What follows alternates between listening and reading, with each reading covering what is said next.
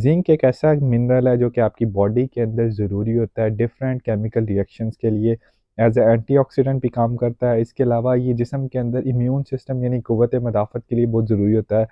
ज़ख़म की जो हीलिंग होनी होती है यानी वुंड हीलिंग के अंदर हेल्प करता है। अब अगर जिस्म के अंदर ज़िंक की कमी हो तो उसकी अलामात के अंदर आता है कि आपको अगर कोई ज़ख़म बन जाए तो उसका जल्दी ठीक ना होना।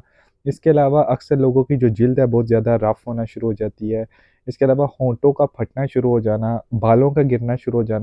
अब ज़िंक की जो कमी है इसको बेसिकली आप अपनी खुराक के ज़रिए किस तरह पूरा कर सकते हैं? आप अपनी खुराक के अंदर गोश्त का, मछली का, डेयरी प्रोडक्ट्स के अंदर स्पेशली चीज़ का इस्तेमाल करें, दालों का इस्तेमाल करें, लेंटिल्स और नट्स बहुत ज़्यादा ज़रूरी आ जाते हैं। उसके अलावा बाज़ औक़ात कुछ ऐसे सीरियल्स मिल जाते हैं जो कि फ़ोर्टिफ़ाइड होते हैं ज़िंक के साथ।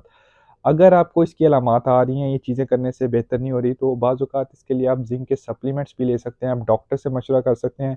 एक चीज़ जो आपने ज़रूर